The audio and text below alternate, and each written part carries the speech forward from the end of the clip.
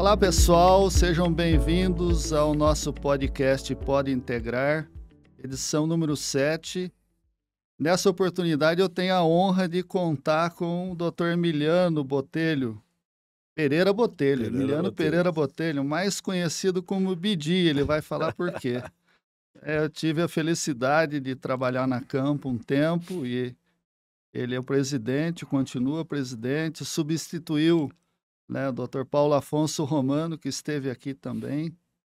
E então tive a honra, levado pelo Alisson Paulinelli, né? Isso. Eu lembro bem que estava na Abeias e a Campo era no 5º andar. E de vez em quando encontrava o Dr. Alisson no elevador e falava: o que você está fazendo? Eu estou estudando. Então, quando você terminar, você me avisa. E foi assim, terminei e em fevereiro ingressei na Campo, 2006. Terminei em setembro a pós-graduação da UNB. Em fevereiro tive a felicidade de trabalhar um tempo na Campo e conhecer todo o trabalho que agora nós estamos trazendo aqui nessa oportunidade. Então me sinto muito feliz, honrado. Eu vou chamar de meu presidente, viu? Doutor Emiliano. À vontade. Que vai... Mas a honra e a alegria, pode ter certeza que é minha, viu? Muito bom. Prazer grande estar aqui. Tivemos essa felicidade e essa alegria de conviver com o nosso saudoso, né, querido ministro Alisson Paulinelli. E então, hoje o senhor vai contar um pouco para nós desse trabalho à frente da Campo, do Prodecer, o Entre Ribeiros também, que foi um projeto que eu conheci, que o senhor liderou, Coopervap, né? Sei até que tem lá o Parque da Feira, que leva o seu nome, né? Não é isso? Isso mesmo. Que bacana. Então, né, seja muito bem-vindo. Ao invés de eu ficar falando, né, eu vou pedir para que me permita chamar de você também, tá? Claro. Para você falar um pouquinho, né, quem que é Emiliano Pereira Botelho. Conta um pouco da história da sua vida, que é muito interessante para a gente. Emiliano Botelho é um cidadão do interior de Minas Gerais. Eu sou de Paracatu. Nunca deixei minhas raízes de lá. Costumo dizer sempre que Brasília faz parte da grande Paracatu. E tem explicações para isso. Tá certo. E depois veio o Prodecer, que é uma outra fase. Em 1960, quando a capital foi transferida para cá, a gente jovem, estudante ainda, tinha 12 anos de idade, pensava assim, agora vai desenvolver a capital aqui do lado. Não aconteceu nada. Apenas empregos, subempregos e mais nada que isso. 20 anos depois, 1980, surge das mãos de Dr. Alisson Paulinelli o Programa Nipo Brasileiro para Desenvolvimento Cerrados. Nessa época, Paracatu, inclusive, eram 2 primos. Foi encontrado em Paracatu apenas 2 agrônomos formados. 1980. Aí, realmente, o poder da agricultura apareceu, desenvolveu não só Paracatu, mas toda a região. Aí, Cristalina, Coromandel. E aí eu fiz primário e ginasial lá em Paracatu. Posteriormente fui para Belo Horizonte. Formei em contabilidade.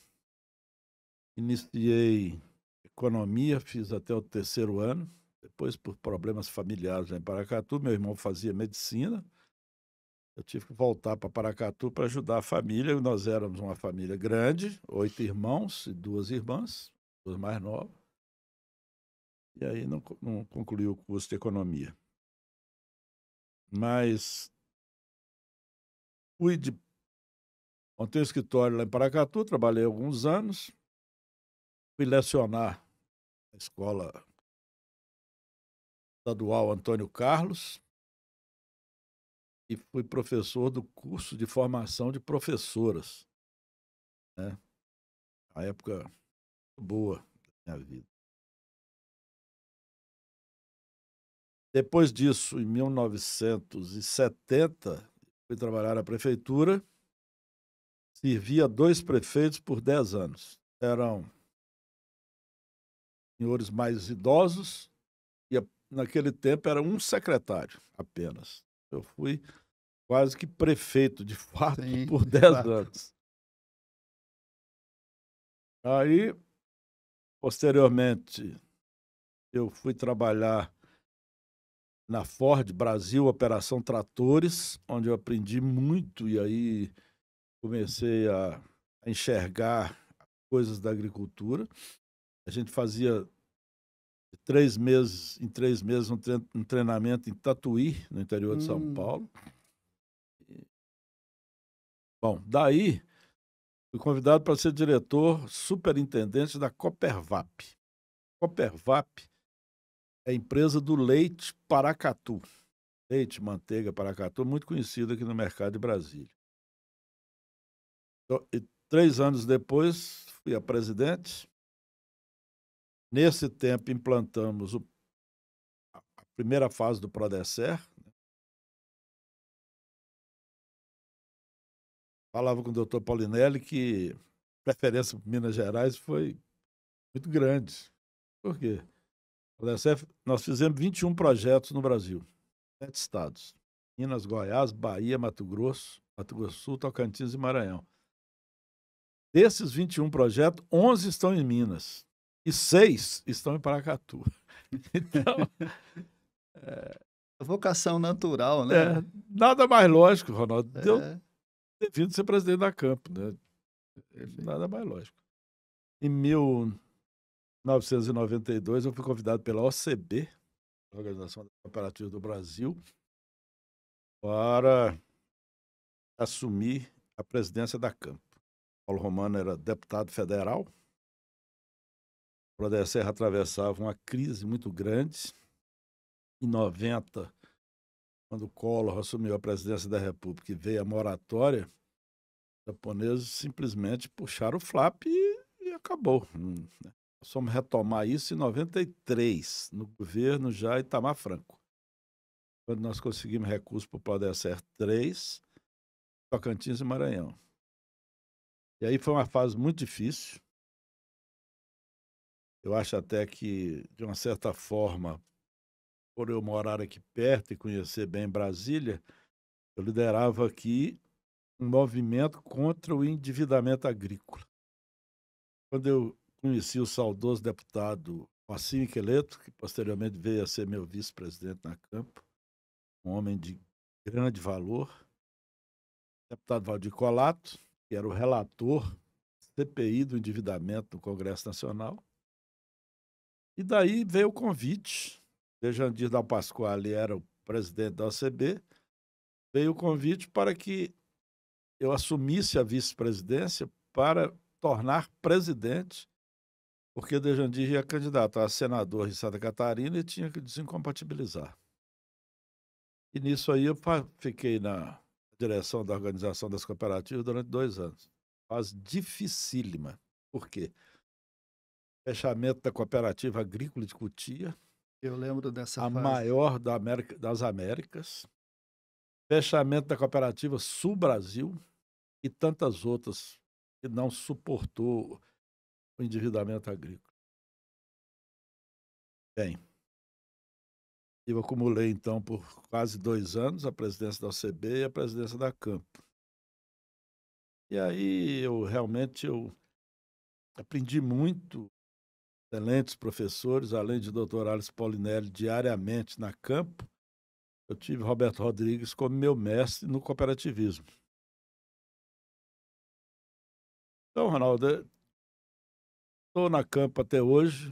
Nossa Campo continua cumprindo o seu papel, né? Cumpriu a fase de implantação do Prodecer, que eu sei que foi de grande valia. Eu que sou aqui do Cerrado sei da importância que foi esse trabalho da Campo, liderado naquela época pelo doutor Paulo Afonso Romano. Eu já implantei os projetos ajudei a implantar os projetos, e você também, de Tocantins e Maranhão. E hoje é um sucesso todos os Com dois. certeza mudou a vida de muita gente, né, doutor Emiliano? Muita gente. E cidades que eram. Olha, Não tinha nada na cidade, né? morrendo.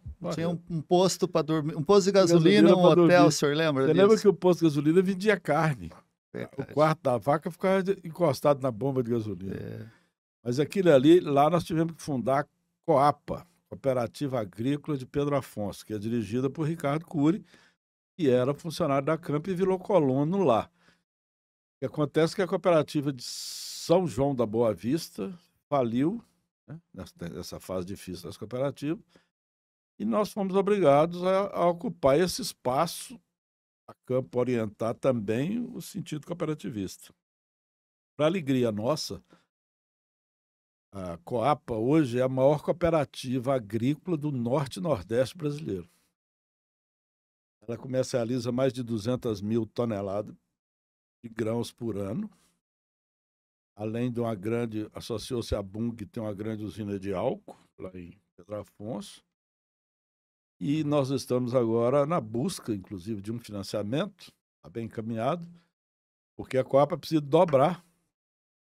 Ela já fatura mais de 1 bilhão por ano, e ela precisa de dobrar a sua capacidade de armazenagem. E aí já está sonhando com a usina de etanol de milho, e assim a gente vai. Eu estou indo lá agora, dia 4 de maio, para o aniversário do Mari Hiroshi, que é o primeiro japonês a desenvolver agricultura no estado do Tocantins. O Mari está fazendo 60 anos. Então, criou-se aí uma relação excepcional, principalmente com Pedro Afonso e Balsas, no Maranhão. Mas outras cidades, né, doutor Emiliano? Eu lembro muito bem também Luiz Eduardo Magalhães, Lucas do Rio Verde, era nada. Sou cidadão honorário de Lucas do Rio Verde, de Coromandel, de Unai, de Pedro Afonso do Tocantins, tudo isso em função do trabalho da Campo. Isso não me pertence, pertence ao grupo que tentou esse trabalho da Campo. Então, em poucas palavras, a minha vida resume-se nisso. Tornei um apaixonado pela agricultura. Carreguei a pasta de Dr. Alisson Paulinelli durante entre 35 e 40 anos pelo mundo afora. Ásia, Oceania, América do Norte, Europa toda, né? Aquela figura fantástica, a figura humana inesquecível. Adelmo Leão, prefeito de Uberlândia, fala que o Dr. Alisson segurava na mão do presidente dos Estados Unidos e do engraxate lá da rodoviária de Uberlândia do mesmo jeito. É verdade. E a pura verdade. A pura verdade. Eu tive a oportunidade em alguns momentos, até quando o senhor me cedeu para compor a equipe do Roberto Rodrigues, e eu fiquei um tempo lá no Ministério, Isso. junto com a doutora Marise Barbosa, o senhor Marisa lembra Barbosa da disso, né? Embrapa. Ajudando a criar o programa de financiamento, programa de integração lavoura-pecuária e a política, né? Que virou Prolapec, Produza e hoje ABC+. Isso. E às vezes que ele passava por lá, a gente via o carisma dele com as pessoas, né? Funcionários mais antigos.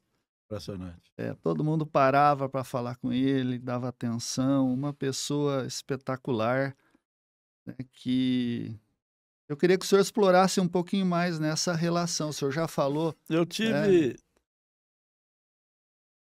fiquei praticamente os 3 últimos dias de vida no hospital com ele lá em Belo Horizonte. Ele estava muito mal, eu vim para Brasília, que no outro dia cedinho eu ia para Miami com a família, 29 de junho. Quando eu estava 6h05 da manhã, ele faleceu às 6h, o filho dele me ligou, papai acaba de falecer. E eu pensei, eu fico ou vou? Mulher, filha, eu não vou lembrar dele vivo. E foi a melhor coisa que eu fiz na minha vida, ter a imagem dele vivo, a Campo, pelas mãos dele. Nós estamos hoje em 12 países da África. E os nossos técnicos estão lá agora. E a gente sentia o quanto ele era respeitado, né, aqui e fora do Brasil. Fui com ele receber o World Food Prize, que é o Prêmio Nobel da Agricultura. Conheci a honra de jantar na mesma mesa com ele e com o Dr. Norman Borlaug, que foi o único Prêmio Nobel da Paz sendo agrônomo. E assim, eu falo do doutor Alisson como se fosse filho dele, porque Sim. o que ele fez, o que ele me ajudou, o que nós trilhamos junto por aí, não só momentos fáceis, momentos difíceis, momentos encrencados da vida, né? Mas graças a Deus foi aquele homem sempre reto, corretíssimo, um homem que foi ministro da Agricultura, secretário da Agricultura 3 vezes, né? Presidente do BENGE, presidente do Banco Crédito Real, presidente da Fiat, e era um lutador. Ele tinha que ir ao Banco do Brasil fazer financiamento para plantar a lavoura dele, né? É isso. É um homem que realmente que honrou. Eu falo que ele honrou os brasileiros. É E verdade. principalmente durante 45 anos, ele fundou e foi presidente do Conselho da Campo, né? Quando a coisa apertava, vem aqui, ele vinha para cá, né? Realmente, Deus o tenha. Eu tenho certeza que ele está num bom lugar. Com certeza. Eu também, assim, eu lembro que o Paulo Romano, né, numa das falas que ele Uhum. colocou assim, como uma homenagem, ele disse: Bom, o Alisson deixou para gente muita coisa, agora cumpre a gente dar sequência ao seu legado, né? Exatamente. Não é E- fácil, não é né? fácil. Ele foi, né, assim, sem sombra de dúvida, eu não tinha dúvida, era unanimidade no país, né, o maior brasileiro vivo que a gente tinha, Sem né? dúvida. Roberto Rodrigues dizia É, isso sempre. é. E E era realmente o maior brasileiro vivo. uma visão, né? Eu vi presidentes de outros países, ministros de outros países. Aquele argentino que era presidente, Manuel Otero, foi presidente da UICA. Isso, exato. E pessoas nesse nível dizer isso, brasileiro ou cidadão de qualquer país do mundo como Alisson Paulinelli, era muito difícil de encontrar. É. Muito A difícil. saga que eu, assim, as pessoas sempre lembram e, né, hoje de manhã eu vi isso de novo nessa reunião que eu comentei Uhum. com você do Fora no Qual é o Futuro, futuro? essa transformação do Brasil há 50 anos atrás, as famílias gastarem quase 40% da renda com alimentação. Né, E hoje, e o que ele falava sempre, ele foi professor, né, foi reitor da Universidade de Lavras, gastava 40%, passou a gastar 12% da renda familiar. Aí sobrou dinheiro para educação, exato, para comprar televisão, para para comprar comprar televisão, para carro, comprar carro, né, a vida. muito bom, excelente. Né, a gente tem assim boas recordações, tivemos a sorte, né? eh, eu de ser levado para campo e o senhor conviver mais com ele nessa, eu digo assim, a reforma agrária que deu certo no Brasil, né? Sem dúvida. O maior projeto de cooperação Você sabe que a brasileiro para gente a fica, Ronaldo, agricultura. muito feliz com isso que você está se referindo agora, porque você viu tantos projetos, tantos programas agrícolas aí, não quero criticar nada de Sim, MST ou de nada. Agora, o Prodesser pode ter acontecido mudança de titularidades.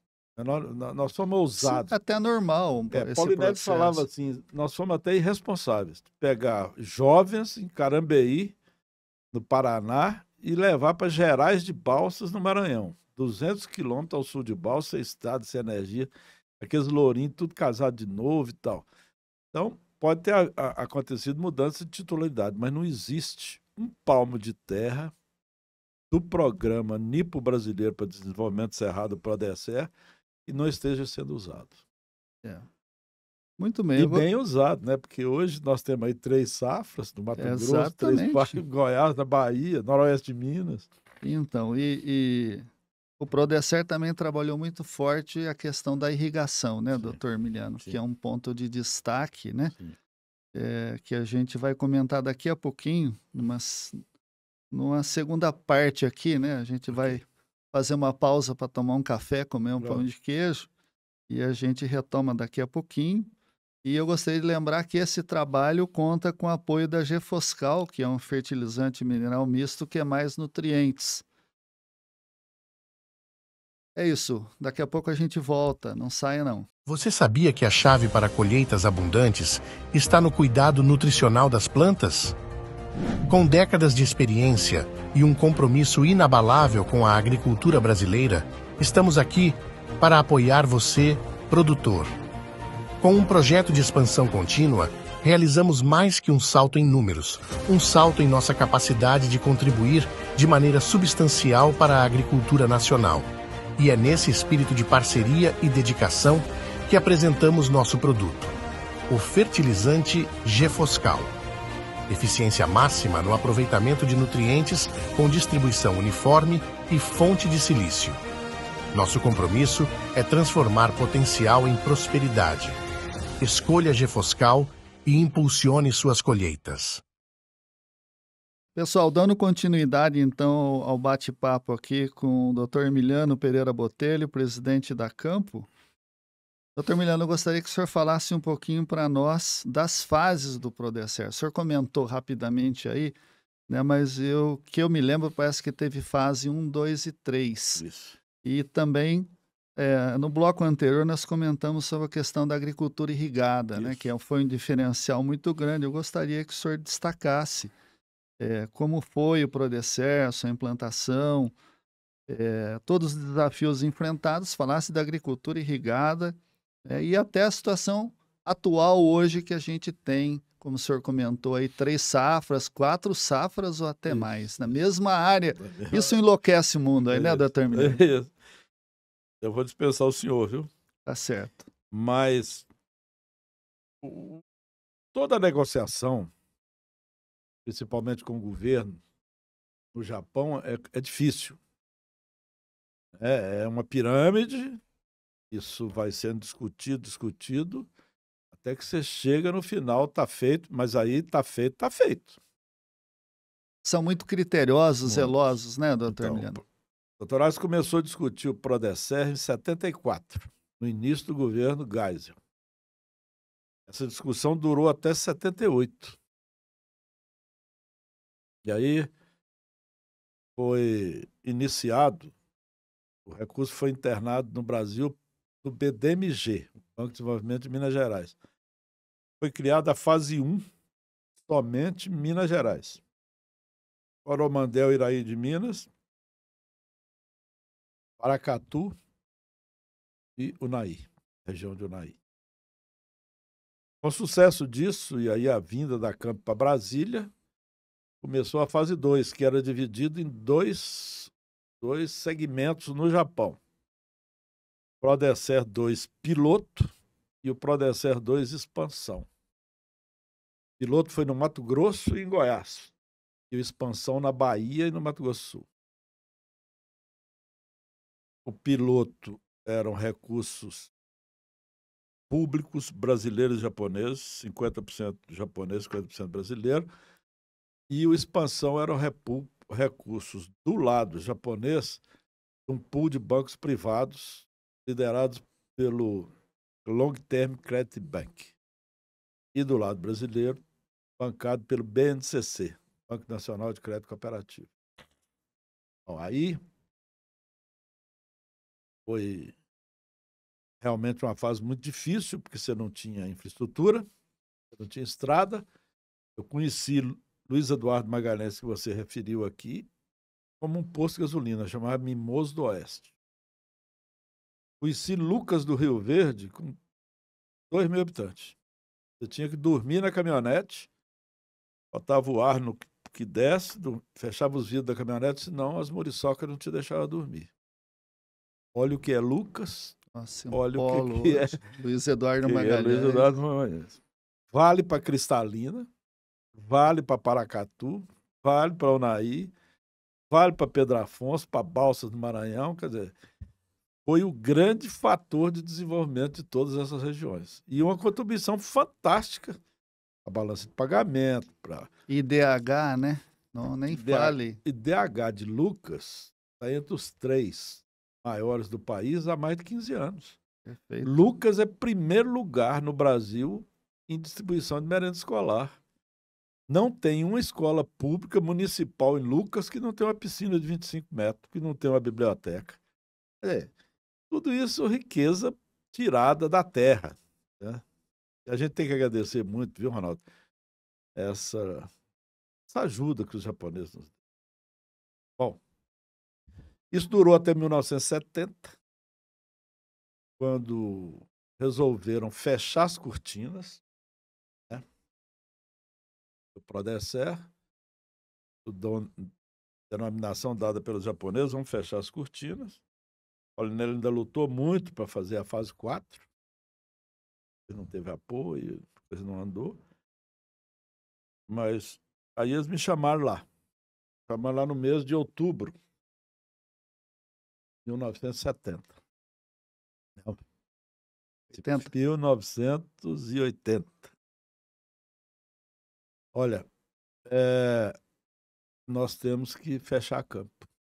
Não, mas não fecha a empresa assim no Brasil, de uma hora para outra, assim, dessa forma, não. Nós temos outros trabalhos. Eu estava começando a implantar a biotecnologia, os laboratórios lá de Paracatu. Depois nós vamos falar sobre isso. Mas aí eles falaram comigo, então vocês têm que comprar.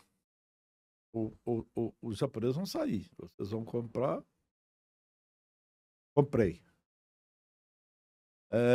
A parte do governo, eles facilitaram muito para os ex-funcionários, ex-diretores, doutor Ales, Paulo Romano, eu, facilitaram muito para a gente comprar. A parte privada das grandes empresas, eu procurei manter a cara japonesa. O ex-ministro Shigeaki Koike,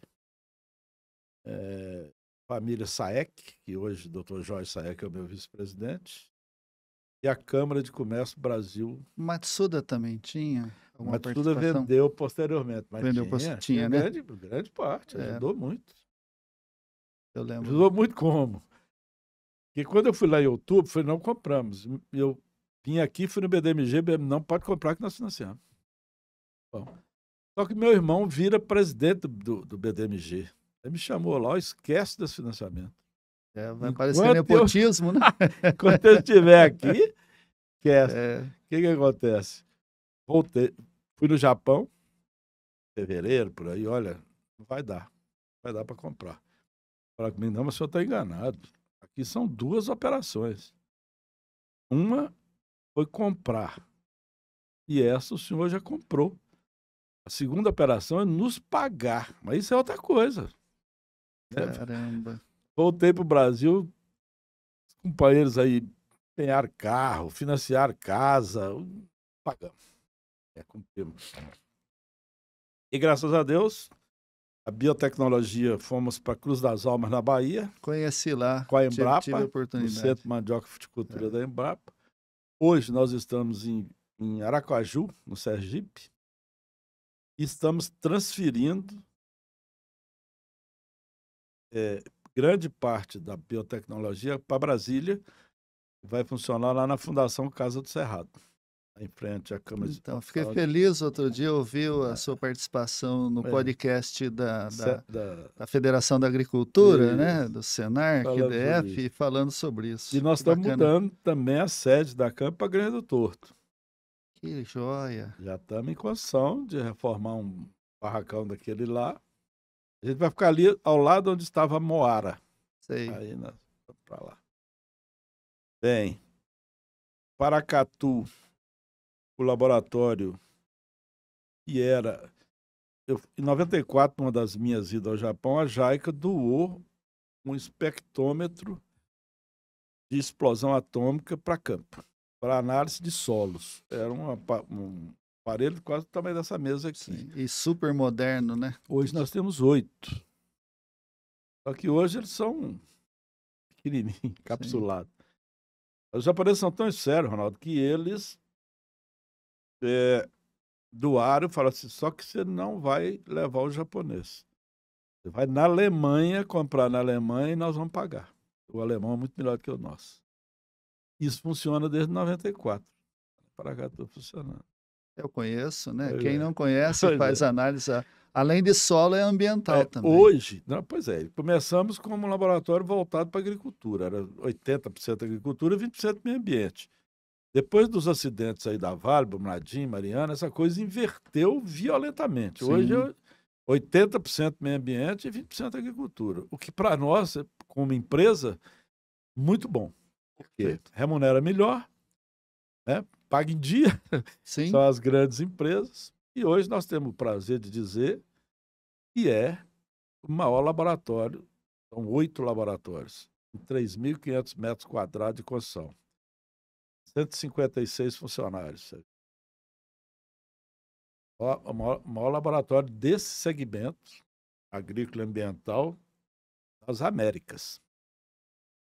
Tem aí uma série de análises, principalmente voltado para o meio ambiente, fechamento de mina, drenagem ácida, poeira, fumaça de chaminé, Ruído, inclusive. ruído que só faz lá nos laboratórios de Paracatu.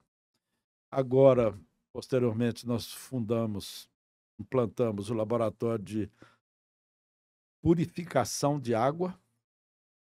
São seres, uns peixinhos quase que dá para enxergar. Tivemos até uma felicidade, porque isso era importado de São Paulo. A moça lá que cuida conseguiu reproduzir esses peixinhos, então melhorou muito o resultado. Então, vai muito bem. Infelizmente, eu quero aqui, inclusive, prestar uma homenagem ao amigo, eu sei, doutor Geraldo Jânio. Está Nosso amigo Geraldinho, né? 38 anos de campo. Né? Geraldo aposentou. Mas de uma máquina que nós ganhamos do Japão, o Geraldo transformou. Geraldo. É uma homenagem que ele merece. Transformou na maior empresa do Grupo Campo. Maravilha. Excelente. É um trabalho de destaque, é um laboratório referência que a gente tem aqui, né? E surpreende quando a gente vê que até a empresa de pesquisa manda análises para serem feitas lá, né? É legal, muito bom. Em relação à biofábrica, tem alguma novidade de trabalho com novas culturas? Porque era mais banana, mais fruta lá, mas assim também a gente tem... Aqui a região está diversificando, né, doutor Emiliano? Com a rota da fruticultura, principalmente, e nós estamos numa fase de mudanças muito grande. A princípio, o secretário que me ajudou a implantar o projeto Entre Ribeiros, o secretário de Agricultura do Distrito Federal, Fernando Rodrigues, nos incentivou a vir para Brasília para fazer morango. Mas agora, conversa com o doutor Sebastião, que foi da Campo, né, diretor da Embrapa Cerrados. Nós estamos começando com cacau, com baunilha, e vamos continuar a fazer banana, fazer abacaxi, né, vamos fazer morango, como eu disse, cacau, que está num preço excepcional, chegou uma doença nova aí. A muda de cacau hoje chega a custar R$20. Tem cupuaçu, tem tantas outras alternativas. Nós já fizemos, eu acho que nessa época você estava na Campo ainda, fizemos um trabalho com o IDAM, Instituto de Desenvolvimento da Amazônia, para levantar a melhor espécie de açaí. Fizemos a carreira do açaí, implantamos em Codajás, lá no interior do Amazonas, uma fábrica que funciona até hoje, que exporta açaí, polpa de açaí para o mundo. Então, aquilo não para, né? Sim. Infelizmente, o resultado financeiro, econômico financeiro, não é grande. Sim. Porque para manter no topo, você não pode parar de investir. Principalmente aqui na Campo Análise. Mas o resultado é fantástico. Uma coisa também que preocupa, né? Eu tenho visto essas discussões, é a questão do royalty, né? Se você multiplica uma muda dessa, e às vezes o produtor faz sem critério, ele replica, ele não retroalimenta o sistema. Então é difícil realmente, né? E você tem sempre novas doenças surgindo, novos desafios. Precisamos de um modelo mais democrático, né? Nós temos um segmento novo também, que já está pronto aí há uns 8 anos, mas agora resolvemos entrar na escala comercial. Não entramos porque tinha medo desse fato, saber que seria pirateado. A Campo tem um banco de germoplasma de semente de soja. Começamos esse trabalho com a Mitsubishi, tanto é que é CM Sementes. Campo Mitsubishi. A Mitsubishi saiu, mas a Campo continua tocando. Nós temos 6.000 cruzamentos possíveis hoje. Uma soja de altíssima qualidade, 45% de proteína. Muita gente procurando para fazer negócio com a gente. Agora nós estamos multiplicando para na safra 24, 25, a gente já ter aí uma escala comercial para atender o mercado.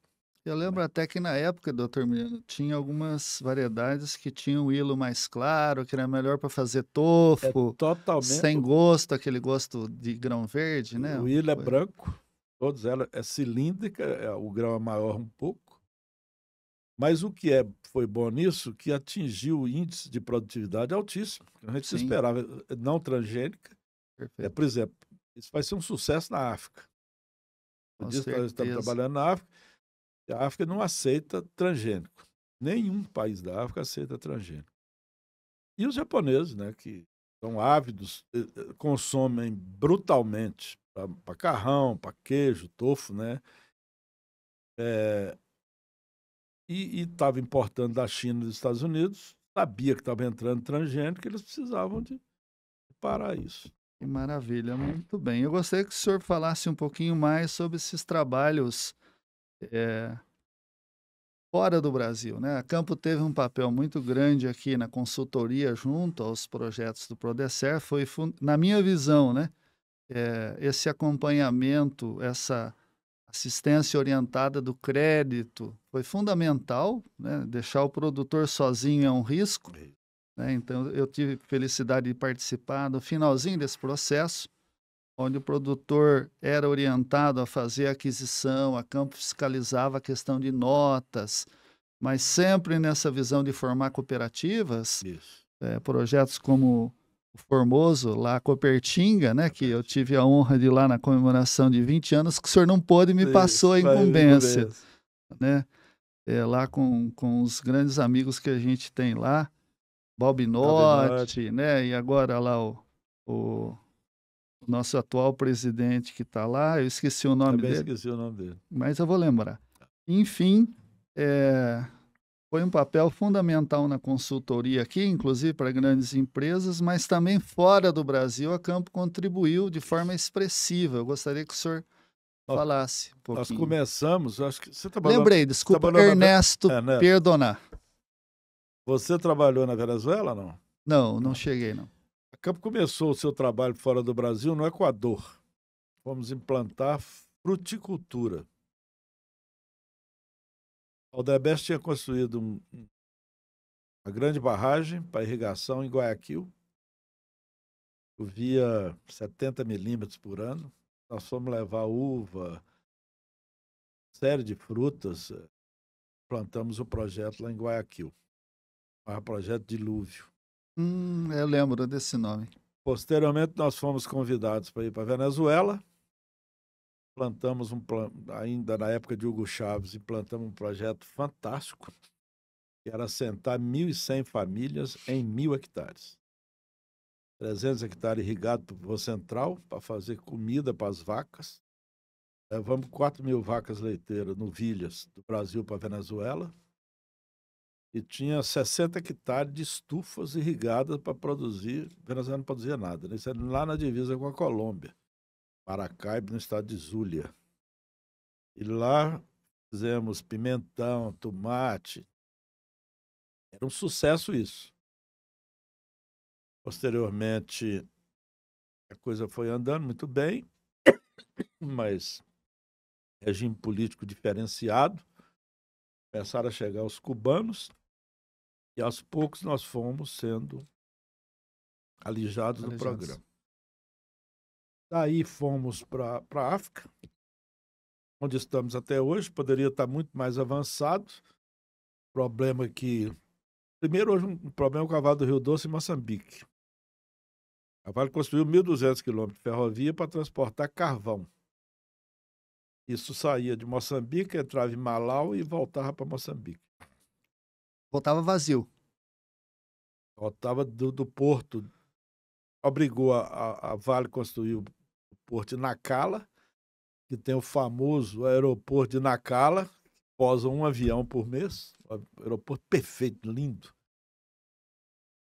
Eu conheci. A Vale hoje vendeu os indianos a operação, porque a Vale está saindo do carvão.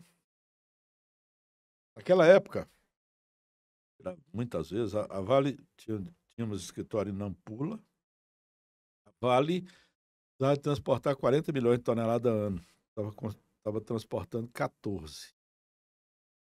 Nosso trabalho era fazer o mesmo que fizemos aqui desde 92, está terminando agora o contrato, fazer a agricultura ao longo da ferrovia, para criar carga para a ferrovia para o Porto Nacala. Eduardo Calé Junger, né? Nosso grande amigo. Hoje é funcionário da Campo. Funcionário da Campo? Nossa, que legal. Nosso companheiro mora no Maranhão ainda, mas toda essa parte que a gente está estudando, ele é o grande mentor disso, da gente portar. Sim, o homem da logística. Ele é Calé Junger. Bom, tá fazendo um trabalho, ele é um dos líderes, foi convidado inclusive para secretário do município, eu fui lá e falei, não, senhor. Ele é uma das lideranças do trabalho com o basalto de Uberlândia. O Polo Alisson Paulinelli. Polo Verde Alisson Paulinelli. Vamos lá. Dessas vezes, inclusive quando o ex-presidente da República esteve lá. E nos estudos do Caleia, pó de rocha tem que ser acompanhado de uma logística muito boa. Pó de rocha não sustenta ser transportado por caminhão. Perfeito. Tem que ser por de ferro. Então aí nós estamos provocando a construção de Pirapora-Unaí, um ramal que vem de Unaí até aqui nas imediações de Lusiânia, ali perto de São Bartolomeu, é onde inclusive tem uma... Eu cheguei a trabalhar um pouquinho com isso, o senhor lembra? Quando eu estava no finalzinho da Campo, acho que é 358. 358. Ferrovia 358. Então, é o seguinte, Uberlândia nos obrigou a estudar muito. Nós inauguramos há 3 meses atrás a primeira protótipo de uma usina de aproveitamento de lodo de esgoto. Já teve vários no Brasil, mas não nessa qualidade. Uhum. Nós estamos transformando, por o sistema de pirólise, transformando o lodo de esgoto em carvão. E aí, na mesma esteira, produzir já o pó de rocha com o biológico misturado. Perfeito. O prefeito tem dado um apoio muito grande. Nós temos uma equipe voltada para isso. Caleia Tanello, Marcos Ramos, Marinoe. Gilmar Dallagnol. Gilmar Dallagnol mora lá em Uberlândia para cuidar disso.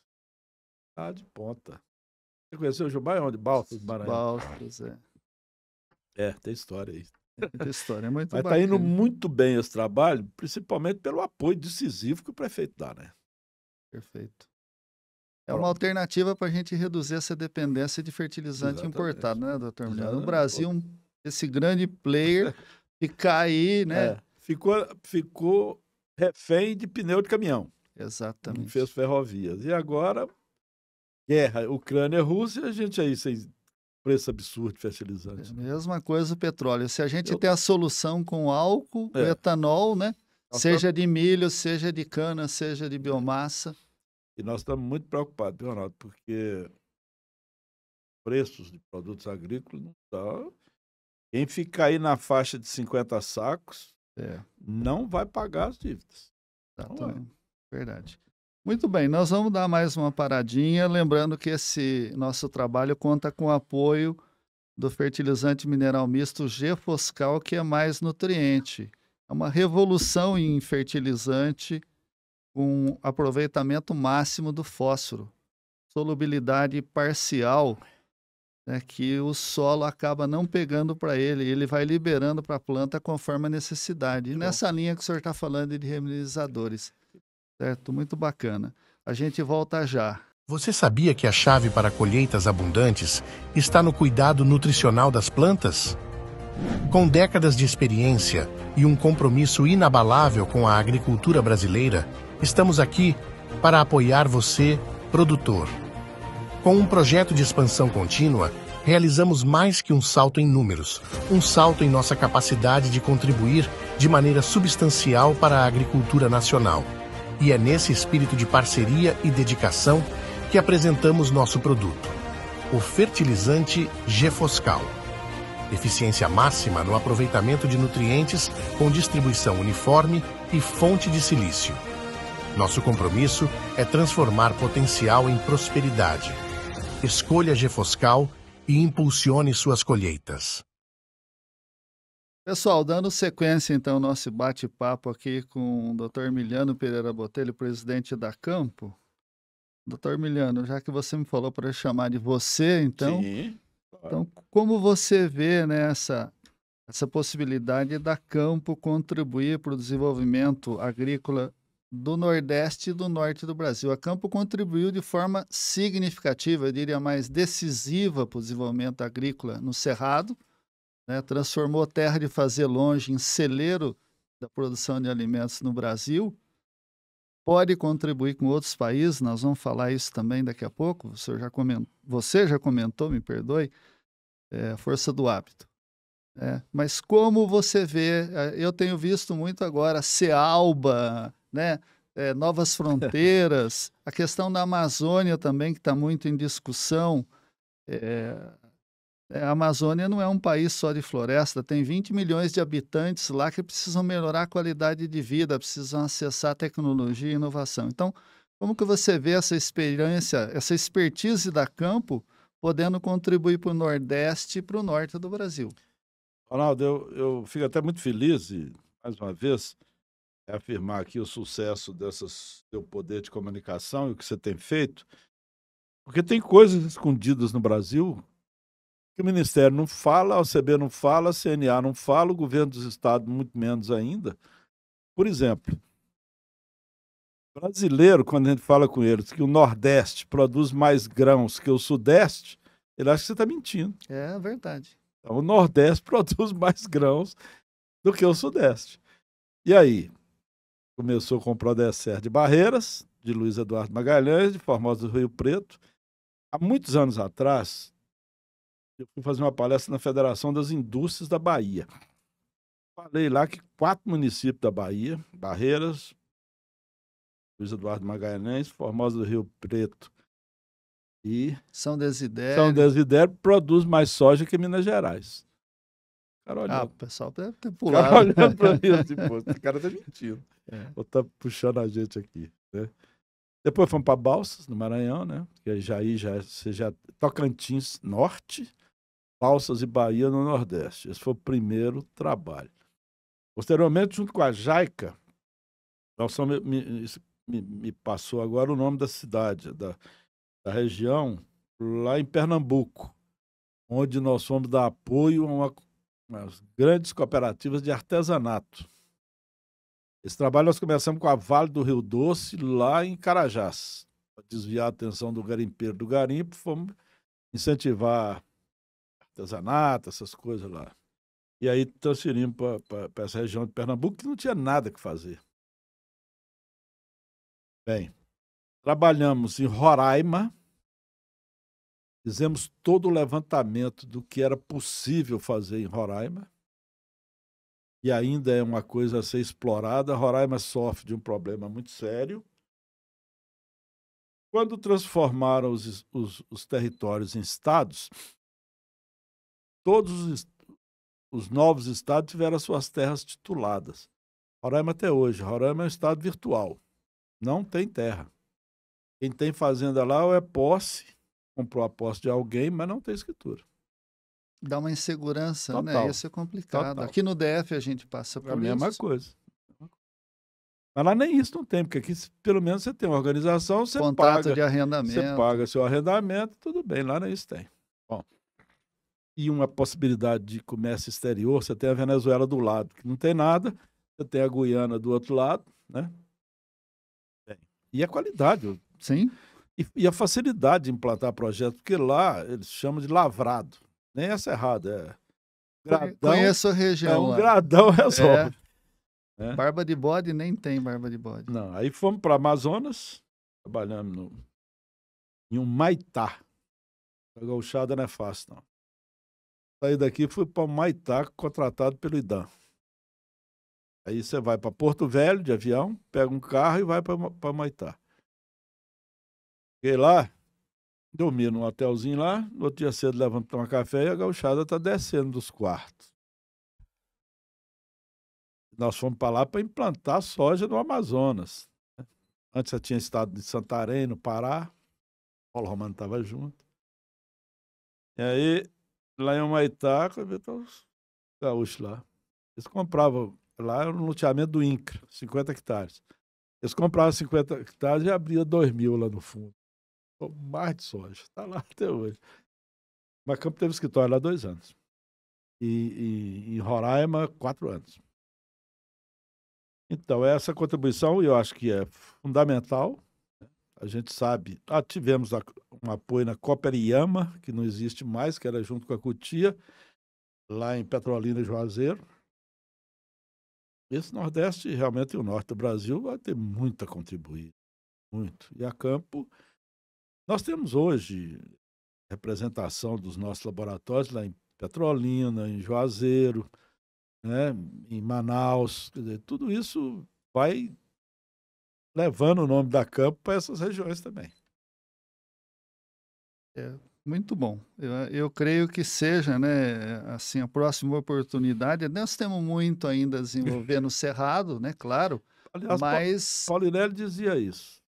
E quem conhecesse 1 hectare, muita gente fala assim, eu conheço a Amazônia. Ele falava, ninguém conhece. Em 1 hectare na Amazônia pode ter 1.000 espécies vegetais diferentes. Se você conhecer uma, você já é uma sumidade. Quantas oportunidades? Você comentou atrás da questão, né,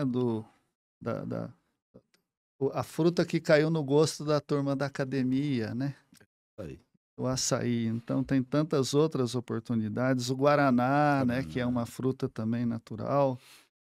Bem, pensando um pouco fora do Brasil, toda essa experiência da Campo com o Prodecer, né, a gente sabe que a Campo pode contribuir para esse desenvolvimento da agricultura tropical sustentável em países de ambientes semelhantes, que nós temos aqui o Cerrado, lá fora é chamado de savana. Então, a África, outros países, né, como você vê essa oportunidade, essa possibilidade, né, o que está travando para isso não deslanchar, já que a gente tem a receita que dá certo aqui, né? Bom, nós trabalhamos já há mais de 10 anos na África, né? Primeiro Angola e Moçambique, depois com uma relação que via Dr. Alisson nós fizemos com o Banco de Desenvolvimento da África, que a sede é na Costa do Marfim, em Abidjan. Já fui lá umas 5 vezes em várias reuniões do board do banco. Nós já fizemos, criou-se no banco um programa que se chama Feed África. São 8 países, 100.000 hectares por país. Nós já fizemos Gana, Zâmbia e Quênia. Íamos começar Moçambique quando estourou a Covid. Aí, nesse período da pandemia, que não afetou tanto a África, né? Sim. Mas deu uma parada. Agora nós estamos implantando um grande projeto de irrigado em Angola, chama Pongondongo, são as Pedras Negras. É uma missão da Campo lá, César chegou hoje e André ficou lá. Uma barragem de 300 hectares de lâmina d'água. Eu lembro desse projeto era o PAC? O PAC é outro. PAC é nós outro? temos o Polo Agroindustrial de Capanda. São tá 450.000 hectares. Exatamente. César morou lá 2 anos. Plano Maestro. Plano Master. Isso, na elaboração dele. Master Plan. Master Plan. Isso. Aí, lá, existe a usina da Solangol, que produz etanol, né, de cana. Eles estão querendo aumentar mais 10.000 hectares. Nós temos possibilidade de fazer isso. Em Moçambique nós já falamos, estamos fazendo. Estamos indo para Senegal, para soja também. Senegal. A África tem tudo. O problema da África, nós estamos criando o CIFAT, ali na Casa do Cerrado. É o Centro Hum, de Inteligência, Informação e Agricultura Tropical.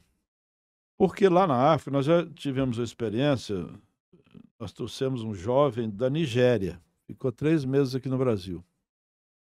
Eu fiquei impressionado do poder de comunicação desse povo. Só falava inglês. No segundo dia eu levei para a fazenda de café de Irma e Unaí. 2 dias depois ele já estava conversando com os tratoristas, do jeito deles lá e estava se entendendo. Ficou 3 meses aqui, foi para Tocantins e tal. Então você encontra na África técnicos de altíssimos nível.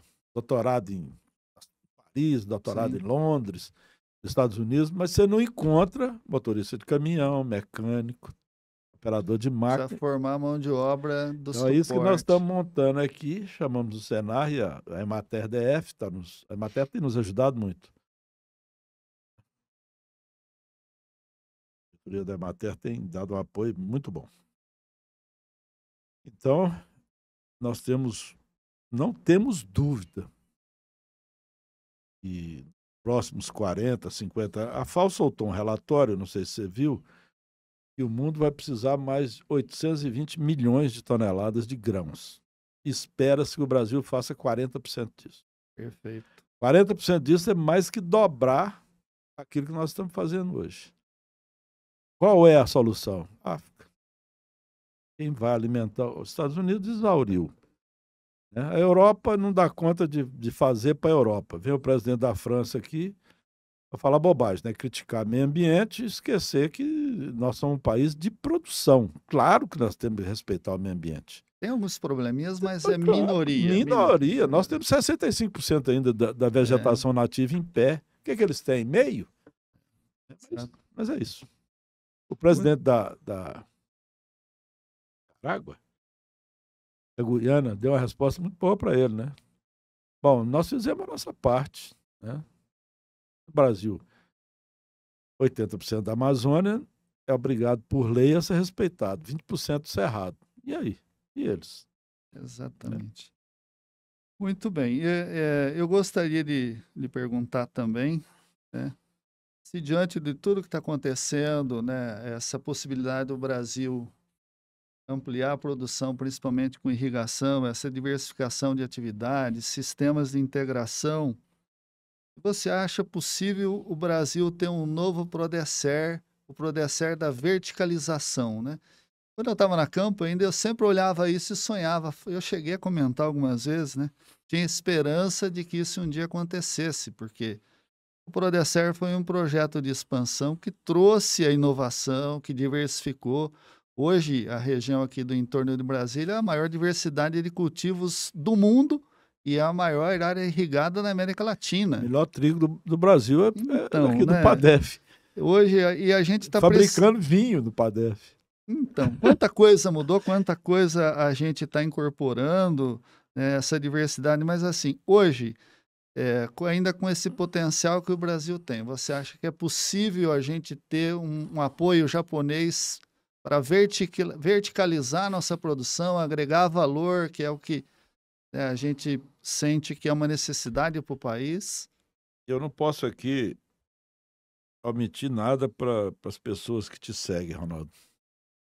Eu acho muito difícil. O Japão. Sim. Por quê? Tem alguns compromissos firmados, não cumpridos pelo governo brasileiro, isso há mais de 15 anos. E os japoneses, eles são muito rigorosos nos critérios. E acertou, né? Então, enquanto não se resolver algumas pendências que existem aí, eles vêm, conversam educadamente e tal, mas não dão o segundo passo. Infelizmente, tinha naquela época 180 milhões de dólares, isso era presidente da cooperativa de Paracatu. O único recurso que foi usado na verticalização foi a usina de laticínios e a fábrica de rações que nós construímos lá em Paracatu. Um recurso do Prodesser. Fora disso, não foi feito nada, esse dinheiro foi devolvido. Eu tive a última vez no Japão, em maio de 2019, acompanhando a ministra e uma série de deputados, mais de 15, numa viagem ao Japão. Da primeira reunião que nós tivemos na JAICA, o ministro é brilhante, inteligente, né? E suportou bem. Mas foi cobrada. Você fala ministra Tereza? Tereza Tereza foi cobrada, sim. foi cobrada publicamente lá no Japão. Kimoto tinha falecido, era o nosso vice-presidente. Prestaram homenagem póstuma para Kimoto. Elogiaram a campo assim um tempão.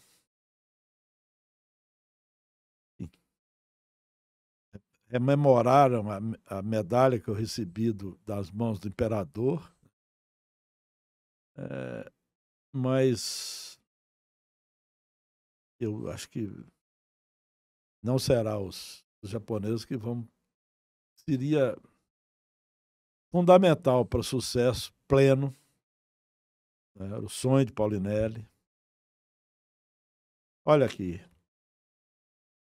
mais ou menos 80% do recurso para eletrificação das áreas rurais dessa parte do Cerrado brasileiro foi bancado. A Embrapa Cerrados, que era o CPAC, quem estruturou foi a JAICA, os primeiros veículos, os primeiros computadores, tudo da JAICA. Treinamento, todos os técnicos da campo foram treinados no Japão. Mas eu acho muito difícil isso acontecer se não for cumprido compromissos que estão aí parados. Muito bem. Vamos lá. O ano que vem o Brasil tem uma oportunidade, mas também um grande desafio, que é a realização da COP 30 em Belém do Pará. Eu gostaria que você colocasse a sua opinião, como você enxerga essa possibilidade do Brasil fazer desse limão uma limonada. Será que nós vamos ter competência, né? Isso me preocupa muito. Eu estive no início disso tudo. Eu dirigia um programa de cooperação, chamava Câmara Franco-Brasileira de Cooperativismo, de 90 a 93. Então eu fui na COP 92 receber os japoneses e os franceses. E aí nasceu esse movimento, né, de cuidar das mudanças climáticas. Como você, eu tenho muitas preocupações. Se for levar para o lado ideológico, até de interesses políticos, vamos lembrar que em 2026 tem eleição. Se for para esse lado, vai ser um desastre. Vamos desperdiçar mais uma oportunidade. Mas, por outro lado, essa oportunidade que se apresenta é aquilo que o Roberto Rodrigues tem falado, né? É o Campeonato Mundial. E o Maracanã é a Amazônia. Então, o mundo todo vai estar ali e vai poder olhar de perto o que está sendo feito. E tem muita coisa boa sendo feita. Infelizmente, a imprensa, a maioria da imprensa só fala o outro lado, né? O que preserva, o que faz de bem, não mostra. Fica muito triste com isso. Então, eu tenho muita preocupação. Se for realmente para cuidar, o Brasil tem pessoas gabaritadas, tem estudos para discutir com qualquer país do mundo na COP30. Agora, se for levado para o lado político ideológico, fracasso dá certo. Muito bem. Bom, caminhando para o final, tem uma pergunta também aqui. O nosso ministro da Agricultura lançou um programa de restauração de pastagens degradadas bastante ousado, de fazer até 2030 a recuperação de 40 milhões de hectares de pastagens degradadas. Eu gostaria da sua avaliação sobre esse programa. Como que você enxerga isso? Eu que trabalhei e continuo trabalhando com integração, a gente fica feliz, mas ao mesmo tempo, você falou, a gente fica preocupado, porque é um desafio muito grande de um alto investimento. E será que a gente tem capacidade, né, para fazer a gestão disso? Será que a gente tem a capacidade de conquistar novos mercados para colocar essa produção? Vamos lembrar do professor Roberto Rodrigues, ele fala pororoca da oferta, né? É um tiro no pé, é perigoso, né? Você produzir muito, olha o que aconteceu esse ano, né? A gente produziu um pouco a mais na safra passada, né? 22, 23. O reflexo está aí. Não temos estrutura de armazém, o preço caiu porque o mercado é cruel. E então, e aí? O que você me diz desse programa de governo? Olha, o ministro tem feito um desempenho fantástico, principalmente nessa linha. O assessor dele, Carlos Ernesto Agostinho, é um cara de visão. Eu não sei se o Ângelo está lá ainda, que era assessor do... Ângelo, Eu fiquei sabendo que ele voltou para o Banco Central, não sei se é certo isso. voltou sim, eu conheço ele. Se perderam uma grande pessoa. E é aquilo que eu disse. A primeira manifestação do lado japonês, a JICA, foi a Campo que fez. Fizemos um trabalho e apresentamos para o lado japonês, que ficaram entusiasmadíssimos, estão ainda, de dar continuidade a essa recuperação de pastagem e aproveitamento para a produção. Mas eu, ao mesmo tempo que eu vejo, e já falei isso com o Tete, falei com o ministro, a ideia é fantástica, mais 40 milhões é quase 80% do que a gente faz. Né? Armazenagem, e energia, e logística. Como é que vai ficar? Bem, e outro fato. Eu sou entusiasmadíssimo com isso, não vou negar. Mas a Campo, para fazer 350 mil hectares, demorou 25 anos. Tá certo que hoje já está desmatado, já é pastagem degradada, você tem infraestrutura melhor. Quando nós fomos para Balsa do Maranhão, não tinha estrada. Lucas do Rio Verde, de balsa, então. Quantas vezes eu fui lá e Pedro Afonso, aquela balsa lá, levando de tijolo, silos lá para essa região lá, perdida no Brasil aí. Então me assusta fazer 40 milhões em 10 anos. Né? Mas tudo tem que dar o início, né? Verdade. Eu tô... Essa semana nós temos 2 missões que estão na África. Uma missão em Angola, inclusive está o Kleber, que foi diretor da Embrapa, e o Tete acompanhando. E uma outra que sai sábado agora para a Costa do Marfim. Nós devemos fazer um grande projeto na Costa do Marfim. Faz dó. A Costa do Marfim é o maior produtor de cacau do mundo. Não tem uma fábrica de chocolate. É o maior produtor de castanha de caju do mundo. A castanha vem para Fortaleza para ser processada. Então, é um desafio que nós vamos enfrentar. Agora, vamos torcer que dê certo. Para o mundo, esse aproveitamento desses 40 milhões de hectares aqui no Brasil já é um alívio, né? Você que trabalha nessa área e conhece, que tem de pastagem, né? Enganando o boi que aquilo ali é comida para ele. Né? Mesma coisa de mascar chiclete, não tem nada. Tem que dar um óculos verde para cada boi para poder achar o capim verde, né? Não é fácil. Exatamente, é isso aí. Muito bem. Por fim, doutor Emiliano, eu gostaria que você deixasse aí um conselho para a juventude, né? A juventude que está chegando, muitos felizmente estão voltando para o campo está dando essa oportunidade, com tanta inovação, com tanta tecnologia embarcada, né? Que conselho você daria para os jovens hoje, né, que estão aí chegando na fase de tomar decisão? O que eu vou estudar? Né? Para onde eu vou? O que eu faço? Que conselho você daria, né, a sua experiência de vida no agro bem-sucedida? Bom, não é bem um conselho, né? Eu tenho 2 netas, uma filha de 17 anos.